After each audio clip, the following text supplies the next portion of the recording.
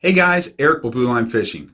Welcome back to the channel. Your time's important to me. I'm glad you joined me today. And what we're going to do in today's time is we're going to check out this new spinning reel. This is a Plussino BE3000. It was sent to me by Plussino to check out, do a review on. And what I want to do is I want to break it down, check out the components, how they operate, and also I want to throw some line on it, do some casting with it.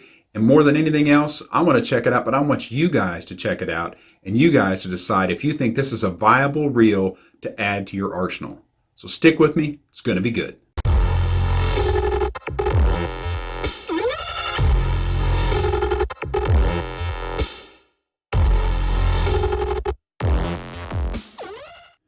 All right, guys, this is the Plussino BE3000 spinning reel. We're going to dive into it and see what we think about it and take a closer look at it. All right, guys, so as far as the stats go on this reel, it is, once again, it's a 3000 size reel. The gear ratio on it is 5.7 to 1. So it's a nice kind of middle of the road gear ratio for a spinning reel. The bearing count on it is 10. It's 9 bearings with 1 roller bearing on it. And the drag on it is 19.8 pounds. That's a lot of drag for a reel this size. So I'll be curious in field performance if it really has that type of drag on it. But with that being said, let's take a closer look at it as far as the body and the rest of it goes.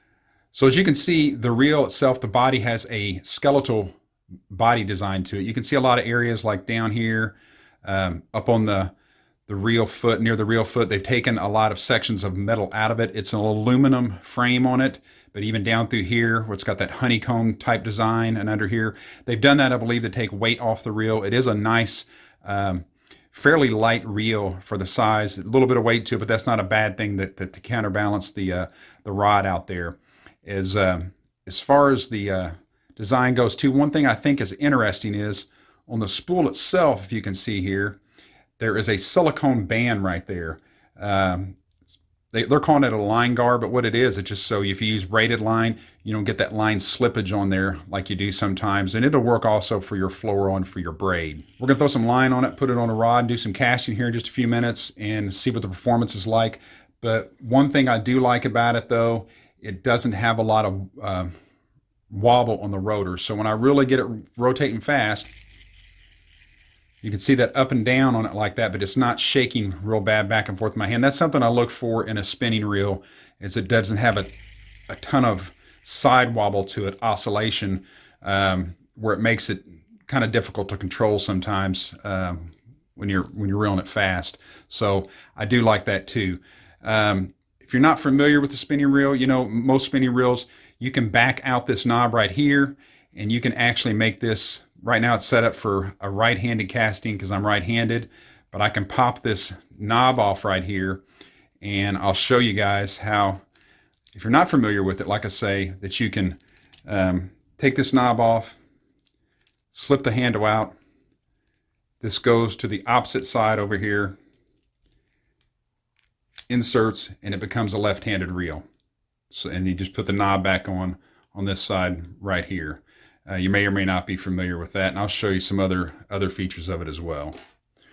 Okay, guys, one of the other features of this spinning reel too, like any spinning reel really, the anti-reverse is here on the bottom. So the anti-reverse on this reel is really nice. So what I'm looking for is when I reel it and stop, I don't want any back play in that handle whatsoever, because a lot of times that's what will cause you to lose fish, is a little bit of back play. I mean, even a very little bit, whether it be on a spinning reel or a bait casting reel, it's going to give just a little bit. And then those hook sets, you're not going to get as solid as a hook set, and it's going to cause you to lose some fish. So this has got a true anti-reverse on it. I mean, positive stop where it's not giving at all. But I can flip this switch here on the bottom, this one right here. You guys see it? And then I can reel backwards on it. And I like to do that a lot of times when I'm playing big fish. I don't like to leave it all up to the drag system, and I'll show you that too. The drag on the end of here is clockwise is going to increase it, counterclockwise decrease it, like on any spinning reel. And it's supposed to have 19.5 pounds basically of drag on it. That's, like I say, a lot for a 3000 series reel, no matter who the manufacturer is. So I'm curious to see if it'll live up to that.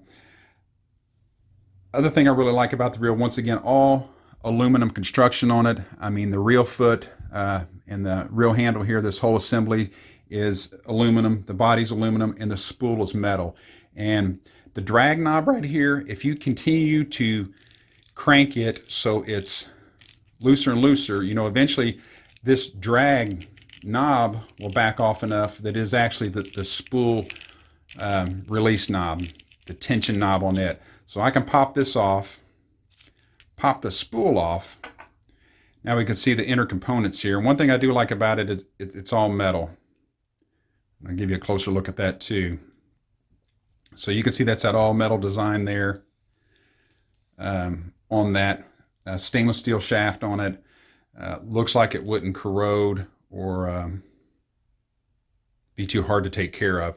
It's something I like to do every time I use a spinning reel, and I shouldn't say every time, but every few times I use it, is just pop this spool off and take a can of duster and spray that out, get any debris out, anything like that, especially if we're saltwater fishing, to get the sand and the salt out of there if I can. So once again, it is a silicone band that is on here that is going to help from that line slippage that's on the spool. I do like that feature. It's kind of unique. I haven't seen a whole lot of that on these different spinning reels. It's all aluminum spool, not plastic. Some manufacturers use the composite plastic to take off weight, some just plain plastic because it's cheap. This is all aluminum, once again, with that skeletal design in it, which I do like. Metal parts, and I don't know if you can really see the prongs up in there.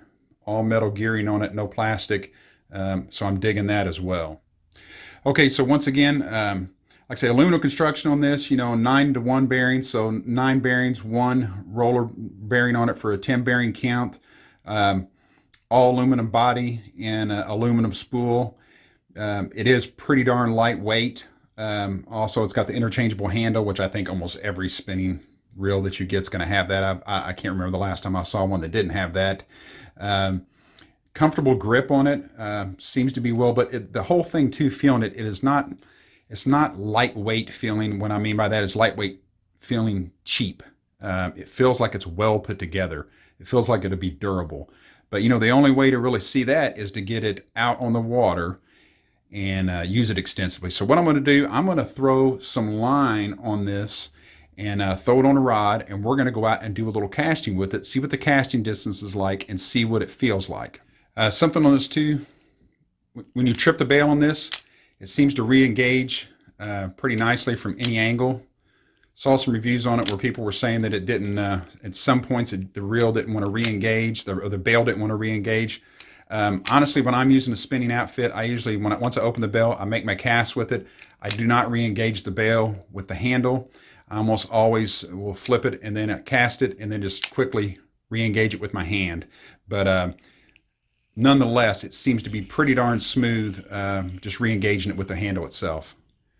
And what we're going to do today is, when I go out and cast with it, I'm going to put on just a weightless Senko like we have here, because this is something that I would normally throw in an outfit like this, maybe a swim bait with an 1/8 ounce or 1/4 ounce head on it, other lightweight lures, small crankbaits, things like that. So I'm going to take it out and throw what I would normally throw on it. We're going to see what kind of casting distance we get with, say, for example, something like this weightless stick bait, or I'm sorry, weedless stick bait, and see what kind of true casting performance that this reel can produce.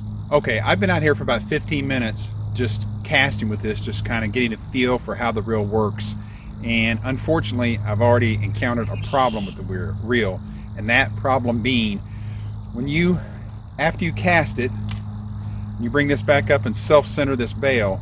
Like this time, the bail stayed open. I'll let you see here. But sometimes when you bring it all the way to the top, like right now, it's not wanting to stay open. That's a big issue.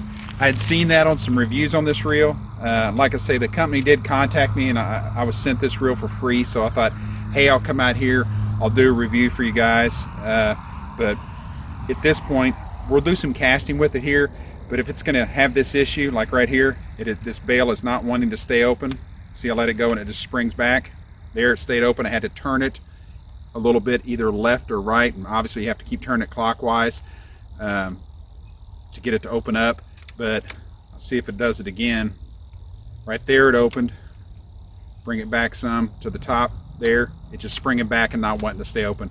There is no way I can recommend a reel to you guys that isn't going to perform pretty much flawless right out of the box. I'm just not going to do that. Once again, we'll cast it some to get an idea, because you know this is a $20 reel, and I was hoping just from the construction of it, the way it felt and the components seemed really good on it, that it would be a gem, but it turns out it's not going to be that, I don't think. But anyway, we'll do a little casting with it here and see.